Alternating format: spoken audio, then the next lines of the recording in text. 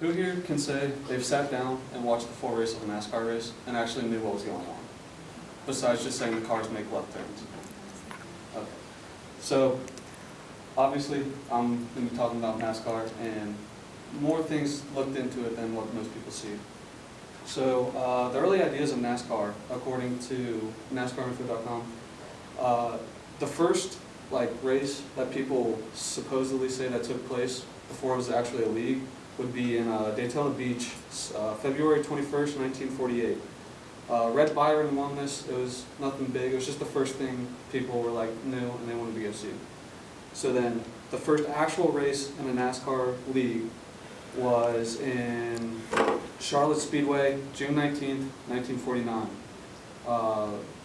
Jim Roper won it, and he is from Halstead, Kansas, and was driving a car called the Hudson Hornet, which would lead us into earlier forms of stock car racing.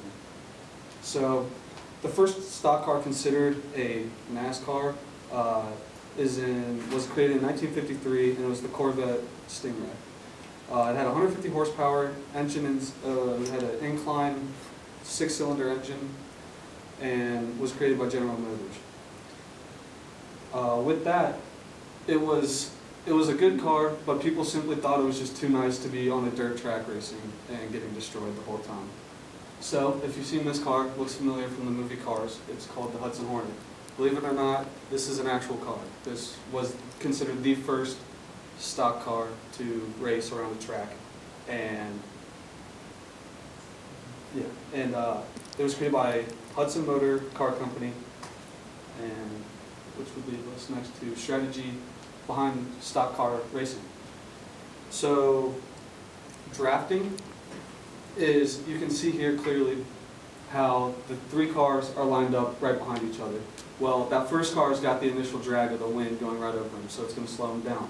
The second car there has no drag or anything behind him because he's simply right behind it, allowing him to go just as fast as the first car, even if his car is severely not that fast. This also happens with the side. So if you see the sidecar here, it's got the initial drag in the front, but all the turbulent air in the back, which causes it to flow around and make it very hard for cars farther behind to catch up. So if you can get the side drag on it, you're most likely going to end up passing them. And then also, pit crew. The pit crew in a NASCAR race is probably one of the most important things that the driver can have. The average pit crew stop for changing tires, filling them up with gas, fixing indents in their car, or even if they have a small crack in the windshield and they got to do something about it, is 8 to 10 seconds, and they try to keep it no longer than 11.5 seconds.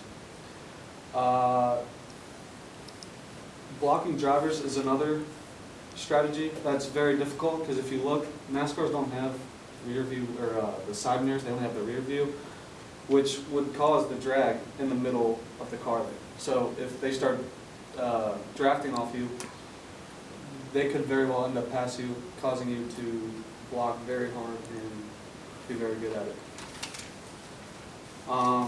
Next, we're going to go through some safety requirements.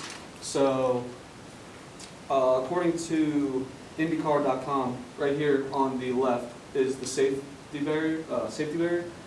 When stock car racing was first created, it was just a metal barrier like on the side of the highway.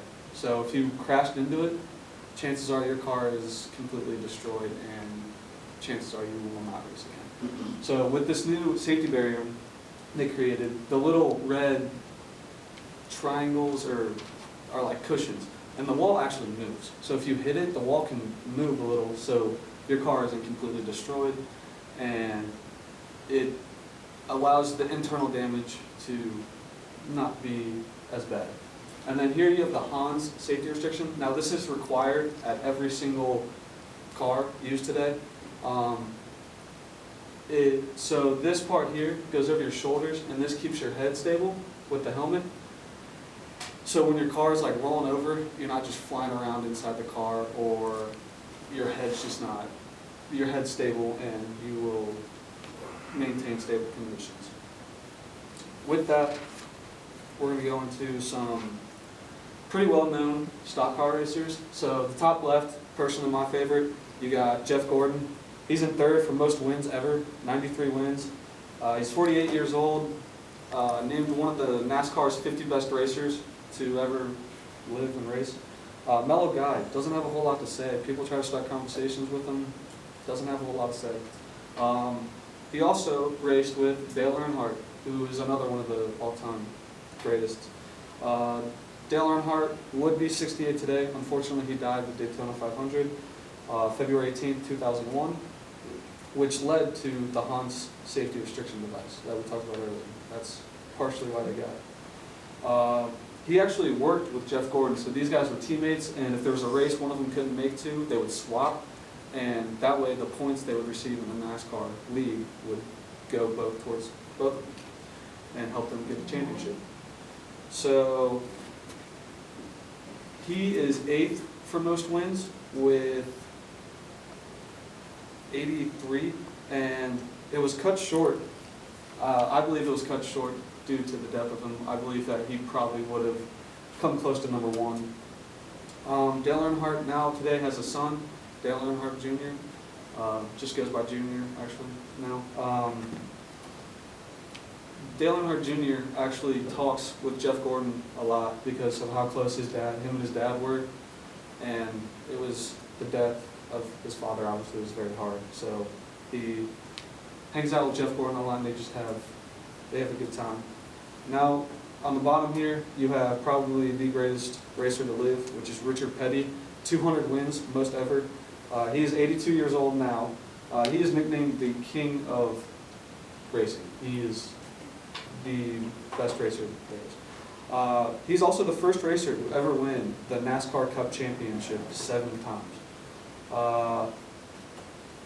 He has a Presidential Medal of Freedom award, actually. So the president at the time thought he was just an outstanding person. He represented America very well, very polite guy, very nice, and gave him the award for it. And he was also named one of NASCAR's best racers.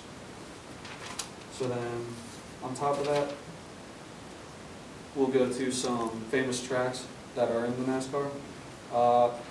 So the first track earlier that was considered before the NASCAR was actually legal was the Daytona 500. That's why it's so big today.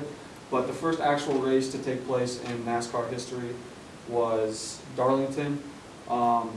It's in Charlotte, South Carolina, and they call it track too tough to tame. Every year there are huge accidents on this crash, and no one knows why. It's just really weird like that. It's also one of the bigger tracks there is, and it's just a very competitive track to race on. Next we're going to have the Talladega. First track to top 200 miles an hour. So this is the first track where someone actually in a stock racing car went 200 miles an hour. This track also has very big wrecks. If you don't know, NASCAR has huge wrecks. So it is also, people believe that it's built on a sacred Indian ground, so that's why they think there's so many wrecks here, and no one knows why. It's in Alabama, and there's usually great weather as they schedule it during the summer, and so it's easy for the cars to race, tires get heated, and they can run around a lot faster. And then next you have the classic Daytona 500. This is probably the biggest race watched all year. Carries most of the championship points. If you win this, you are most likely going to go far in the championship, or what you would call the playoffs in other sports.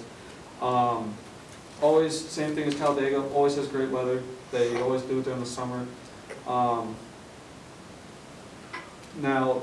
Daytona also has the biggest crash in history of stock car racing.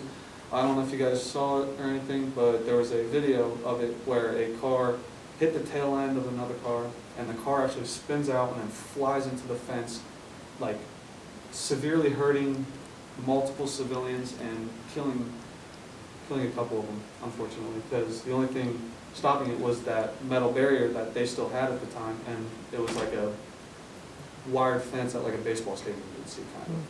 Yeah, so this is considered the first track in stock car racing from the league. So that's it. I hope you guys learned something. I hope maybe you watch a full race sometime. Yes, sir.